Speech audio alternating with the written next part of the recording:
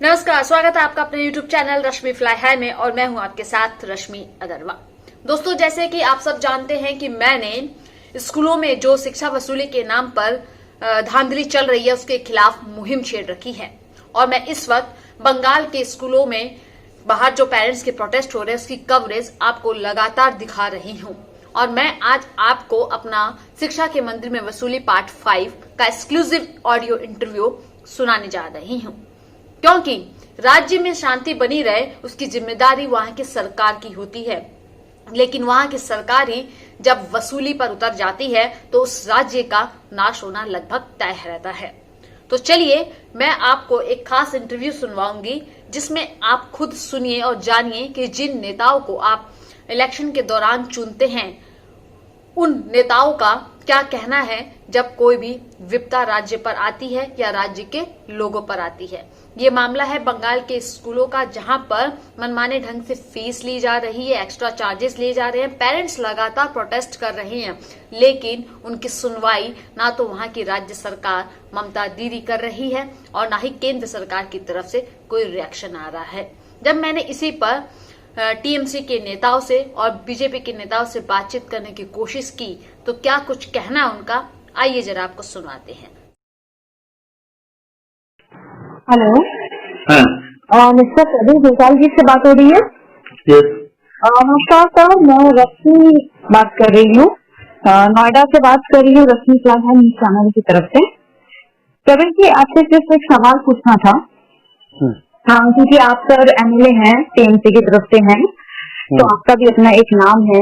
तो सर एक चीज पूछना है कि बंगाल में अभी जो स्कूल को लेकर इसमें प्रोटेस्ट हो रहे हैं फीस के रिगार्डिंग, जो एक्स्ट्रा ऑर्डिनरी चार्जेस है, नॉट फीस देने के लिए तो पेरेंट्स तैयार है, लेकिन जो अदर चार्जेस है, कंप्यूटर, ट्रांसपोर्ट फीस, उस पर बंगाल की मुखिया सीएम ममता बनर्जी ने डिक्लेयर भी किया था कि वो स्कूल इस तरीके की फीस ना ले, ये उचित नहीं है।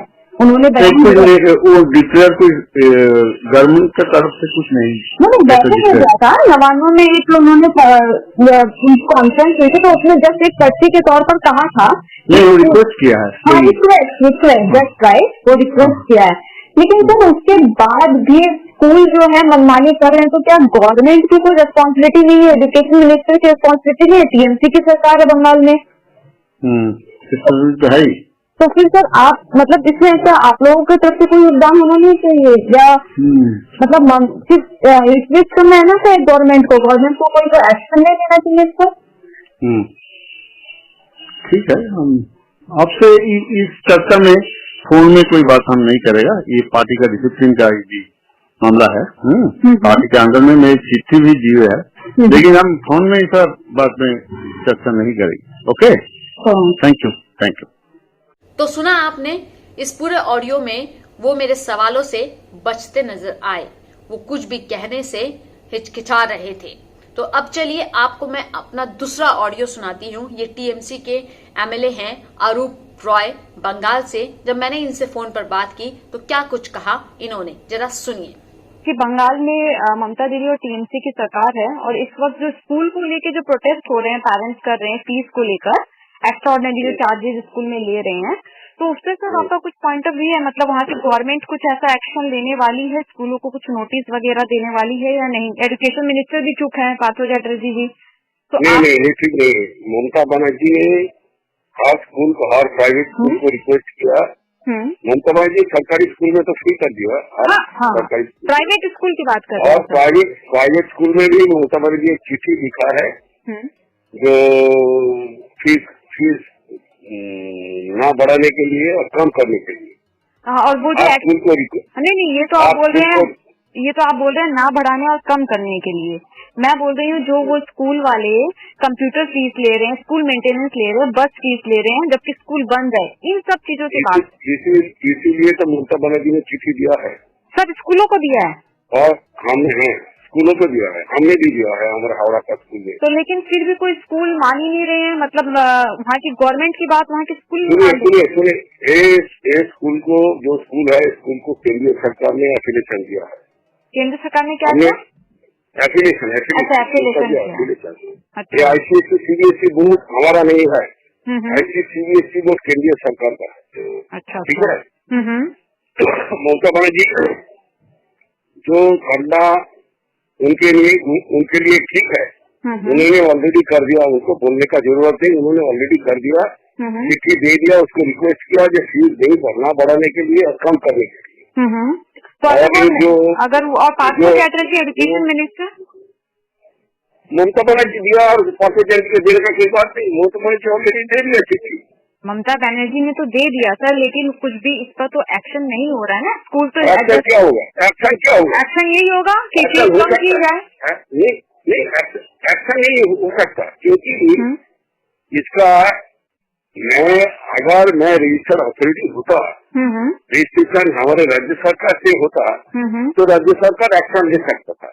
ओके। लेकिन ये एफिलिएशन, ये रजिस्ट्रेशन राज्य सरकार की तरफ से नहीं होता है, एफिलिएशन होता है आईसीएसई सीबीएसई बोर्ड केंद्रीय सरकार का है।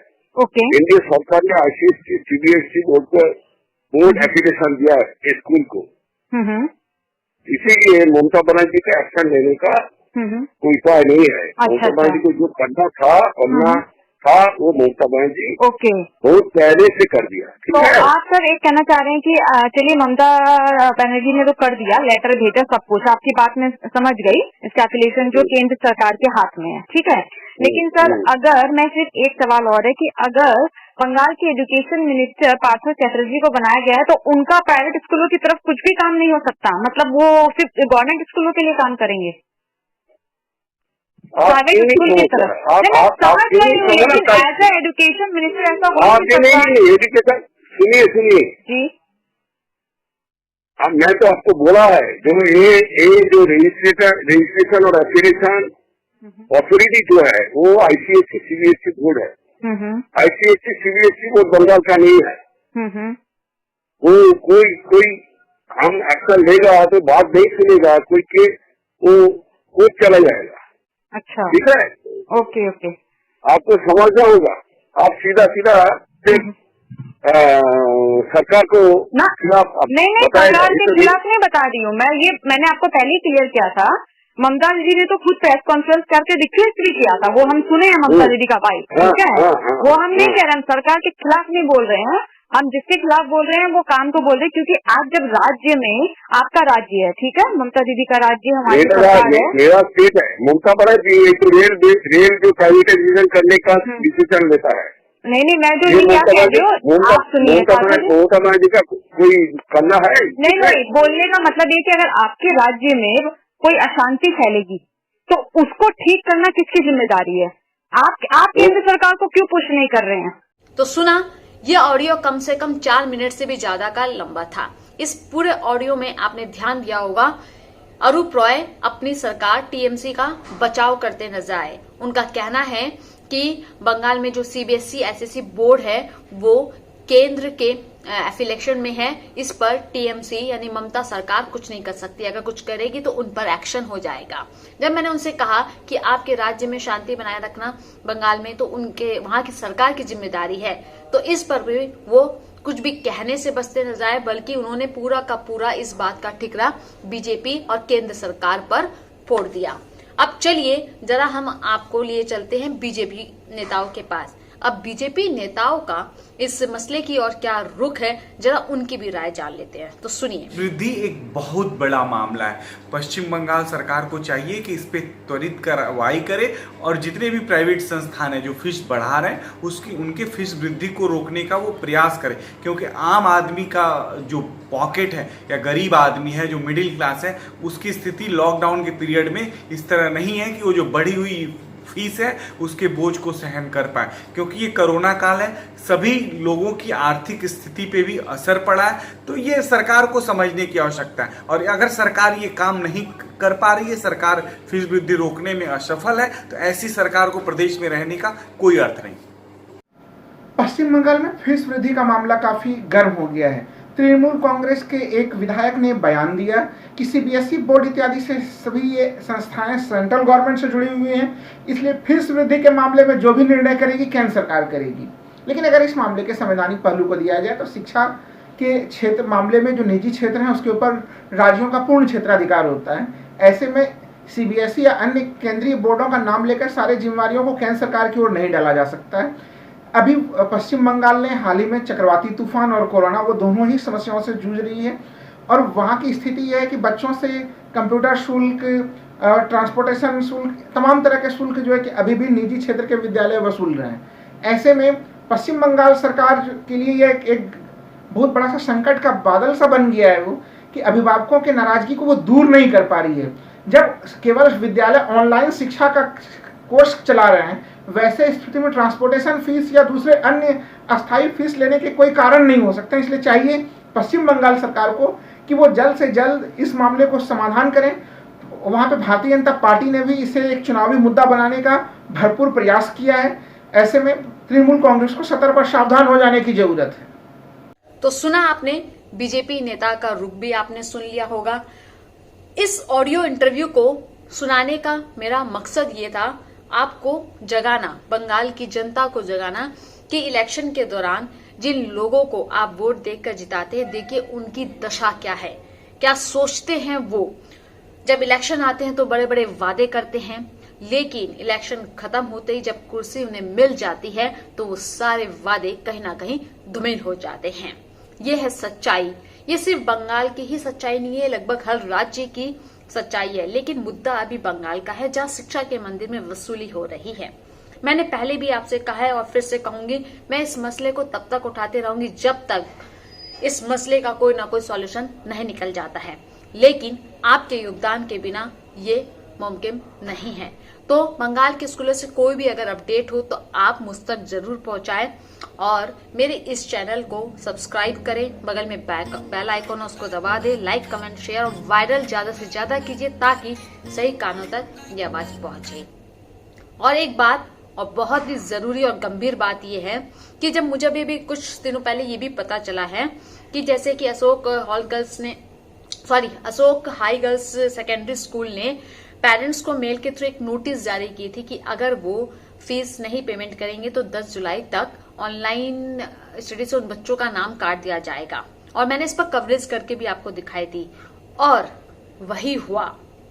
Ashok high girls secondary school ने इंसानियत ना दिखाते हुए यही किया, उन्होंने उन बच्चों का नाम ऑनलाइन क्लासेस से काट दिया है जिन्होंने फीस नहीं दी।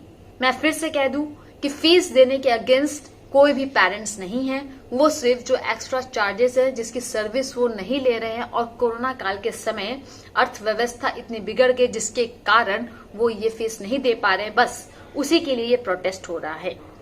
तो मैं सरकार से फिर से विनती कर रही हूँ, प्लीज इस और ध्यान दे, बच्चों के भविष्य के साथ ना खेले और पेरेंट्स को मजबूर ना करें कि उन्हें ये सोचना पड़ जाए कि क्या स्कूल में बच्चों को पढ़ाना सही होगा।